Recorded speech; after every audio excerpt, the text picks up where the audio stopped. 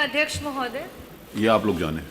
मैं आपका आभार व्यक्त करना चाहूंगी कि आपने मुझे बदहाल प्रदेश की कानून व्यवस्था पे नियम 56 में बोलने का अवसर दिया। अध्यक्ष जी, आज रक्षक ही भक्षक बन चुके हैं और अगर उसका चेहरा कोई देखना चाहता हो तो आज के सरकार का चेहरा देख सकते हैं।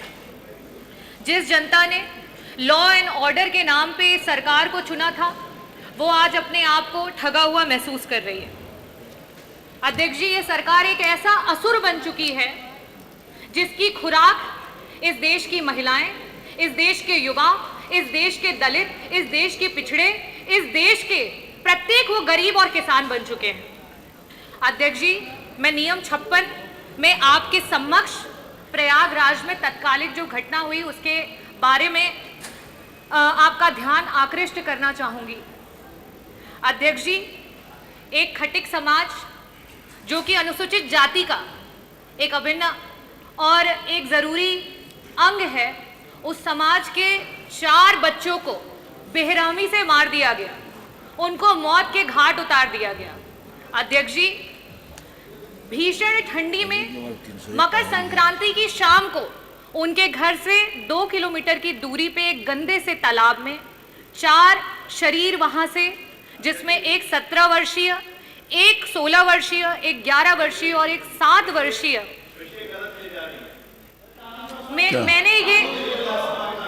मैंने ये नोटिस में दे रखा है। अध्यक्ष जी, ये मैंने नोटिस में दे रखा है, उसका जवाब आ जाएगा, नोटिस में लिखा हुआ है। अध्यक्ष जी, ये मेरा नोटिस में है, वो जवाब में आना चाहिए। मेरा नोटिस है ये, अगर गलत होता तो उसे नोटिस रिजेक्ट हो जाता। उसका जवाब आएगा ना, मेरा ये नोटिस है। अध्यक्ष जी, आप मंत्री जी को बता दो क्यों दिक्कत होती है सरकार? आप बोलिए, आप बोलिए, आप बोलिए। खटिकों की मौतें हुई है, उसमें सरकार को क्यों दिक्कत होती है जवाब देने में? आप बताइए। अरे खटिक की अगर मौत हुई है तो जवाब दीजिए। 4 बच्चे मर गए, माँ की गुजर गई, आपको जवाब देने में क्यों पीड़ा हो रही है? आप बोलिए, पीड़ा हो रही है आपको? आप बोलिए, आप बोलिए। अध्यक्ष जी, करण सोनकर, प्रिंस सोनकर, प्रतीक सोनकर, प्रियांशु सोनकर, इन 4 बच्चों की लाशें एक दिन के बाद पूरे पुलिस के द्वारा बरामद की गई। इनके शरीर पे, इनके तन पे एक भी कपड़ा नहीं था और एक गंदे से तालाब में, जो कि अवैध खनन का तालाब था, उनके घर से 2 किलोमीटर की दूरी पे, और उस तालाब से उनके शरीर को पाया गया। अध्यक्ष जी, इस पे अभी तक पुलिस के द्वारा कोई भी कार्यवाही नहीं की गई है। यहां तक कि ये बताया गया है कि ये 4 बच्चे पूरे नग्न होकर के इतनी भीषण ठंड में एक गंदे से तालाब में नहा रहे थे, जिसकी वजह से इनकी मृत्यु हो गई। ये बेहद शर्मसार करने वाला विषय है, जिस तरीके से सरकार इन 4 बच्चों की मृत्यु में पर्दा डालने का प्रयास कर रही है।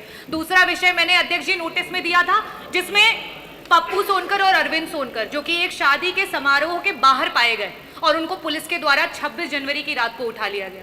26 जनवरी की रात को उठाने के बाद 28 जनवरी को दोनों को गोली मार दी जाती है। अरविंद सोनकर आज जो है वो इस समय अस्पताल में भर्ती है। पप्पू सोनकर का बेहद खून बह जाता है और इसकी वजह से उसकी मृत्यु हो जाती है। अध्यक्ष जी, बार बार सरकार ये कहती है कि विपक्ष जो है वो अपराधियों का साथ देता है, लेकिन मैं आपके सामने आज ही अखबार में आया कि किस तरीके से हाई कोर्ट ने जो है सिस्टम पे चाबुक चलाया है, और साथ ही साथ 30 तारीख को डीजीपी और अपर जो आपके मुख्य सचिव हैं गृह, उनको हाई कोर्ट ने तलब किया, और मैं एज इट इज जो हाई कोर्ट ने कहा उसको रखना चाहूंगी कि इस कोर्ट के सामने अक्सर ऐसे मामले आते हैं जहां चोरी जैसे छोटे अपराधों में भी पुलिस जो है घटना में पुलिस एनकाउंटर बता करके अंधाधुंध फायरिंग करती है। ऐसा बर्ताव बिल्कुल गलत है, क्योंकि सजा देने का अधिकार सिर्फ कोर्ट का है और ना कि पुलिस का। भारत एक लोकतांत्रिक देश है जो कानून के शासन से चलता है, इसीलिए कार्यपालिका, विधायिका और न्यायपालिका के काम अलग अलग और अच्छी तरीके से तय है, और पुलिस द्वारा न्यायपालिका के क्षेत्र में किसी भी दखल को बर्दाश्त नहीं किया जाएगा। और अध्यक्ष जी, साथ ही साथ मैं एक केशवानंद भारती और वर्सेस सुप्रीम कोर्ट के वर्डिक्ट पे भी आज इस सदन में जो है वो चर्चा करना चाहूंगी, जिसमें ये कहा गया है कि संविधान के बेसिक ढांचे को कोई भी सरकार डिस्टर्ब नहीं कर सकती है। जो आपका संविधान का बेसिक ढांचा है वो कहता है एग्जीक्यूटिव, जुडिशरी और लेजिस्लेटिव तीनों के अपने अपने कायदे, कानून और नियम और कार्य हैं। लेकिन आज कमिश्नरेट क्या कर रहा है? आपके जो कमिश्नरेट है, क्योंकि ये प्रयागराज कमिश्नरेट की घटना है, वहां पे पुलिस ही एफआईआर करता है, पुलिस ही सजा सुनाती है। ये किस तरीके के नियम और कानून ये सरकार फॉलो कर रही है? अध्यक्ष जी, आज उत्तर प्रदेश लूट में, डकैती में पुलिस जो SC ST के खिलाफ हो रहे अत्याचार है उसमें नंबर 1 हो चुका है, महिलाओं के साथ हो रहे हैं अत्याचार में नंबर 1 हो चुका है। अधिकारियों का विधायिका के प्रति, विधायक के प्रति, यहाँ तक कि नगर जो न्यायपालिका है उसके प्रति ना तो कोई आदर रह गया, ना कोई सम्मान रह गया। अध्यक्ष जी, आज अधिकारी जो है दलित के, पिछड़ों के, महिलाओं की लाशों पर चढ़ करके फेक एनकाउंटर कर रहे हैं, उनकी लाशों पर चढ़ करके फेक एनकाउंटर कर रहे हैं। किस लिए कर रहे हैं? क्योंकि सरकार उनको मेडल देगी, सरकार उनको टिकट देगी, सरकार उनको कहीं बड़ी जगहों पर जो है चेयरमैन बना देगी, सरकार उनको मनचाही पोस्टिंग देगी। शायद इस वजह से उन अधिकारियों को बढ़ावा मिल रहा है। अध्यक्ष जी, ये सरकार मिट्टी में मिलाने की बात करती है। आज धरातल पे कौन मिट्टी में मिल रहा है? आज धरातल पे वो सोनकर समाज के मां की कोख मिट्टी में मिल गई। आज वो मेरठ में जो हमारी बेटी जिसकी आबरू लूट ली गई, उसकी आबरू मिट्टी में मिल गई, उसकी मां को मार दिया गया, उसकी मां मिट्टी में मिल गई। अध्यक्ष जी, मैं पूछना चाहती हूँ, ये सरकार माफियाओं को मिट्टी में मिलाने की बात करती है। हमारे मंत्री जी, संसदीय कार्य मंत्री जी, शाहजहांपुर का मामला है, शायद आपको पता होगा। एक सब्जी विक्रेता अंचल कुमार सब्जी बेच रहा था, उससे यह पूछा जाता है कि तुम्हारा बाप कौन है? बताओ, तुम्हारा बाप ठाकुर है कि तुम्हारा बाप जाटो है? ये बोल बोल करके उसको लाठी मारी जाती है। इन जैसे लोगों के मनोबल को आप लोगों ने मिट्टी में मिला दिया।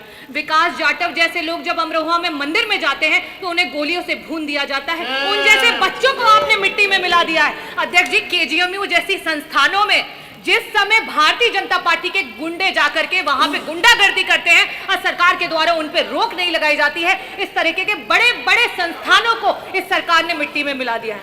अध्यक्ष जी, मैं सरकार से ये मांग करना चाहती हूं कि जिस तरीके से आज इस सरकार में जातिवाद चरम पे हो चुका है, जिस तरीके से इस सरकार में आए दिन गोलियां चल रही हैं, आए दिन फेक एनकाउंटर हो रहे हैं, आए दिन महिलाओं के प्रति जो अत्याचार है वो बढ़ते चले जा रहे हैं, जिस तरीके से दलितों को मारा जा रहा है, मैं सरकार से पूछना चाहती हूं कि सुप्रीम कोर्ट, जो कि हमारे पूर्व जो DGP थे Prakash Singh ji versus supreme court का जो केस है, उसमें वो ये कहते हैं कि अगर जो पुलिस है वो बेलगाम हो जाएगी, पुलिस की अकाउंटेबिलिटी खत्म हो जाएगी, तो इसी तरीके की चीजें आपको धरातल पर देखनी पड़ेंगी। और इनको रोक लगाने के लिए हमें डिस्ट्रिक्ट लेवल पे डिस्ट्रिक्ट ग्रीवांस कमिटी जो है उनका गठन करना चाहिए। क्या सरकार इसके बारे में सोचेगी?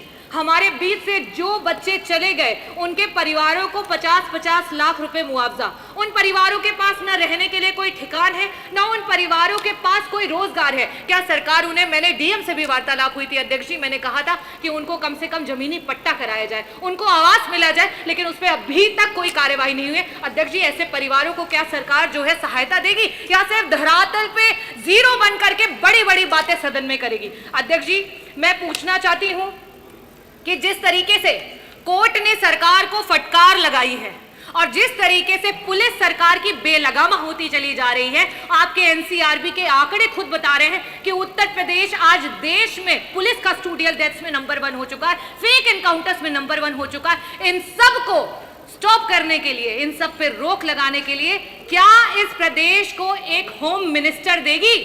बहुत बहुत धन्यवाद अध्यक्ष जी।